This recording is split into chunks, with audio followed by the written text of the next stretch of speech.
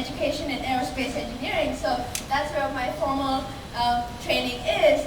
And I was very surprised when I came to the US to see how culture really sort of pushes a message on girls that these are certain types of careers that are okay, and these are careers that are more open for boys. And honestly, it really is what you see you are capable of doing.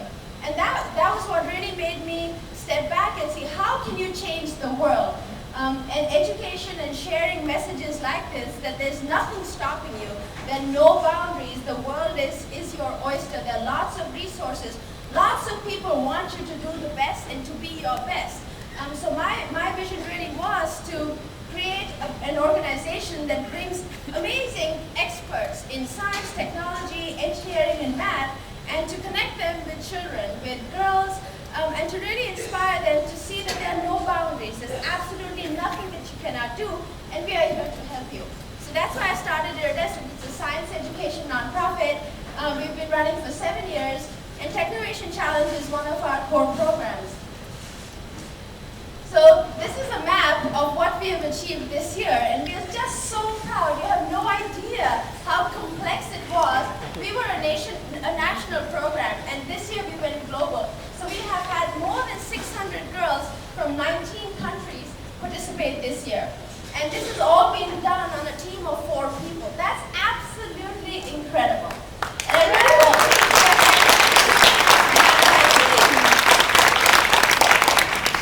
it's been very, very interesting to see how a model that needs a lot of resources in terms of people can scale to countries like Nigeria, UK, Brazil, to Ghana, where one of the stories was that only middle-aged men can have phones. It's not cool for a high school girl to have a phone.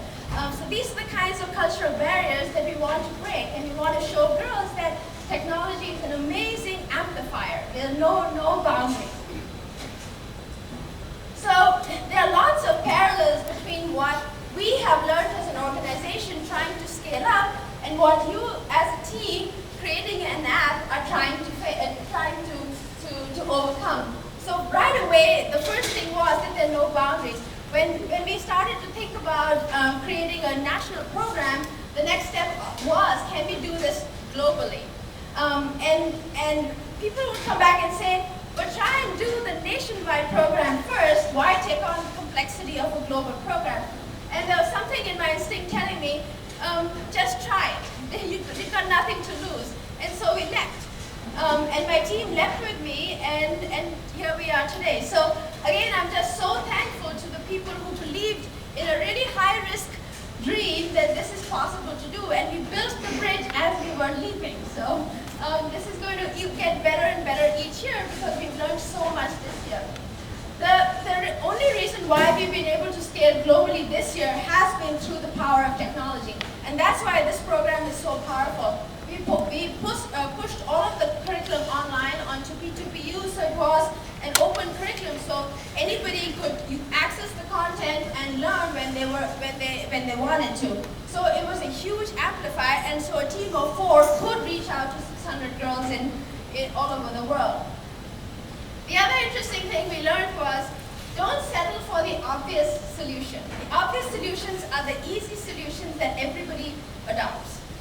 Usually when people think of scale, you think of hiring more people and reaching more people that way. But if you have limited resources, you're really pushed to be innovative and to be creative.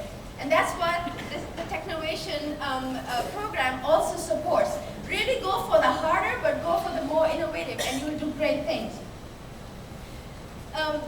We talk a lot about diversity, right? And an interesting fact is that if you have a diverse team, you actually tend to make much fewer mistakes, and you converge on solutions much faster. And this is again true of the Iridescent team. We all have very different and very high opinions and very deep opinions. And this is true of all the different teams that you see today. Each country comes with a different problem, with a different opinion, and when you come together, you see what powerful solutions you bring. And that's the reason why we want more women in today's workforce as well. Two other things that I would like to reiterate. So we cared very deeply about openly sharing our ideas. And I really support that you come up here and you share and you talk about your idea, but even if it doesn't get funded, I really think that the power is in sharing and openly putting up the code online so that you can really educate the whole field. So don't hide your idea, but put it out in the open and let people use it and give you feedback, and then you're really empowering and educating the entire ecosystem.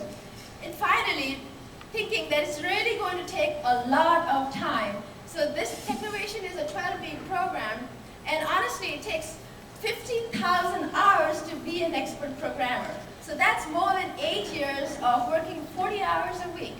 So this is just the first step. I really want you to think that you're going to come back and do this better, build a more awesome app, and you're going to come back and do this every year. And then after 4 years, you come back and be a mentor. And then you're really an amazing, powerful resource for your school and for the community of future programmers. And finally, again, don't be scared, just leap. I want to end with a short video that really illustrates what the program is about and what it means to create an idea and to take it all the way to the finish.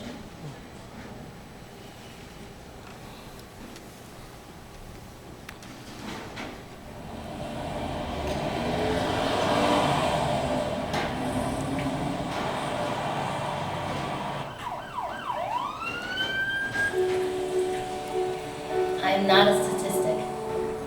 I am not a Barbie girl. I am not afraid to fail. The air quality is there in here. I am a steward of my community. That we create an absolute community. I am hope for my generation. I am a role model. I am guided by my aspirations.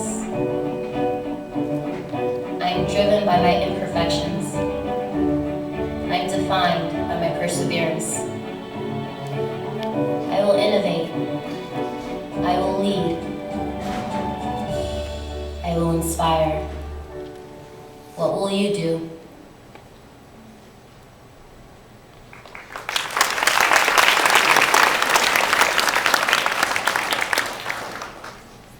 So I wanted to introduce Carolyn Van Dam, who is the senior advisor for the Navy STEM programs.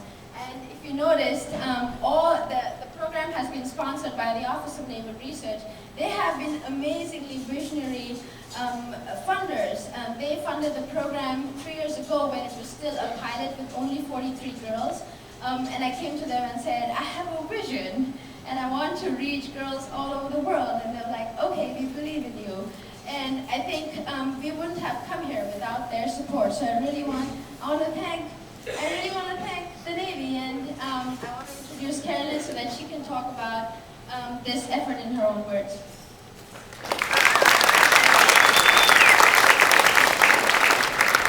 I'm just going to stay here because walking down those steps just begs for disaster. I just want to thank Tara for including us in this project from such a very early stage. We are very excited to be here. I love doing these types of things with students throughout the year. This is one of the best perks of my job, which is that I get to go and meet these young students who are aspiring to greatness and they don't even know it yet. But you see it in them when you kind of look at them and you hear their ideas and their innovative thoughts. My journey here today is kind of a long one. I started out as an engineer. I too had a workhorse father, so maybe there's something in that, who told me there was nothing I couldn't do, and so I actually believed that. You know, it wasn't until you got to the real world that people tried to tell you differently. And I pursued that dream of engineering, graduated, went and worked on an oil rig. Again, very, odd choice for a female.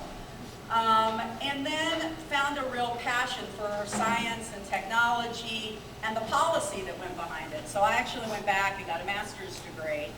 And then about 8 years ago, after working in Washington for a very long time, lobbying for the high-tech industry, and doing a lot of work for government research labs, I followed my own dream and my own passion, and I started my own company.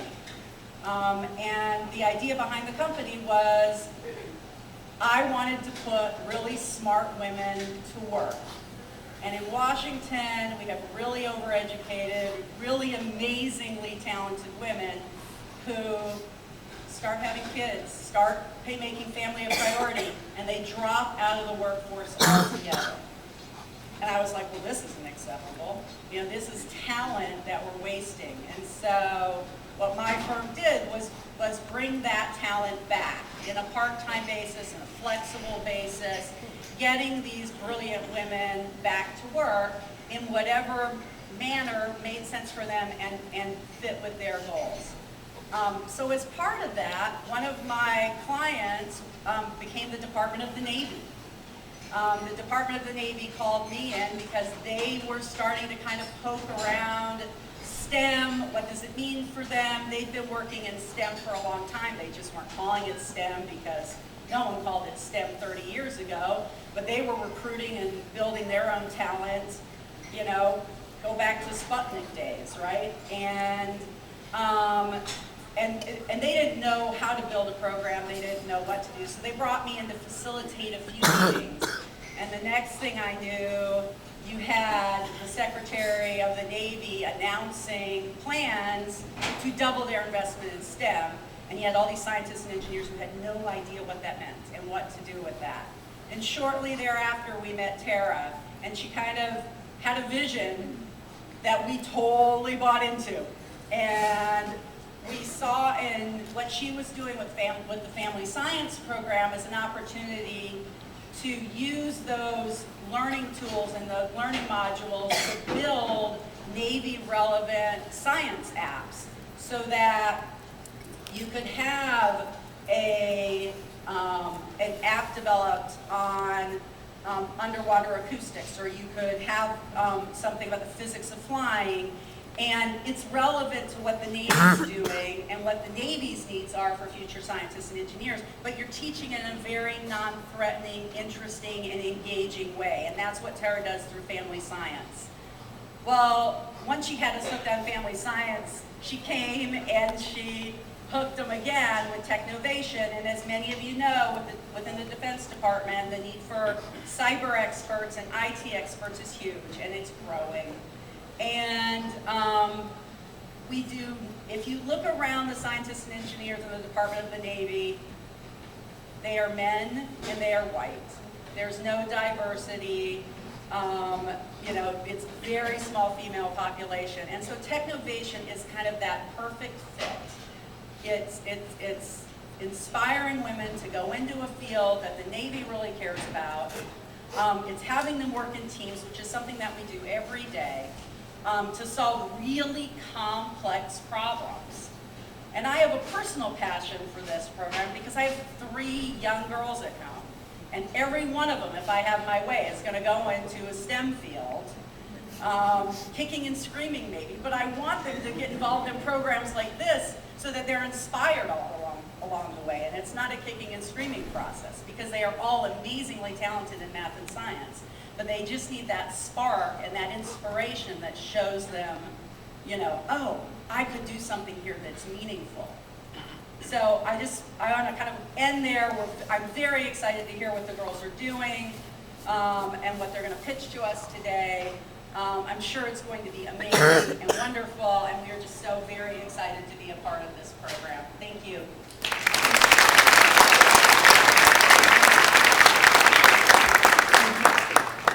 Thank you so much, Carolyn, for your words. We're going to get started here with the pitches team, so if the first team is ready to line up. So let me just explain quickly what we're going to do with each team as we get started. So the ladies will have 4 minutes to pitch to our judges over here, and I'll introduce our other 2 judges in just a moment for you.